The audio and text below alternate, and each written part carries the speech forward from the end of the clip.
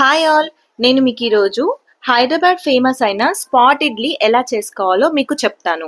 First మనం దానికి idli batter and onion, carrot, కొత్తిమీర అండ్ టొమాటో సన్నగా కట్ చేసి పక్కన పెట్టుకోవాలి. నెక్స్ట్ స్టవ్ పైన ఒక పాన్ పెట్టి పాన్లో కొంచెం నెయ్యి వేసి నెయ్యి కరిగాక దాంట్లో కట్ చేసి పెట్టుకున్న ఆనియన్, టొమాటో, క్యారెట్ అండ్ కొత్తిమీర వేసి అవి కొంచెం సాఫ్ట్ అయిన తర్వాత మీ టేస్ట్కి సరిపడా సాల్ట్ అండ్ కారపొడి వేసి ఒక 2 minutes దాన్ని బాగా కలుపుకోవాలి. కలిపిన తర్వాత దాన్ని 2 పార్టీషన్స్ లాగా డివైడ్ చేసి ఇడ్లీ బ్యాటర్ని 2 గరిటెల చొప్పున వాటి పైన వేసుకోవాలి.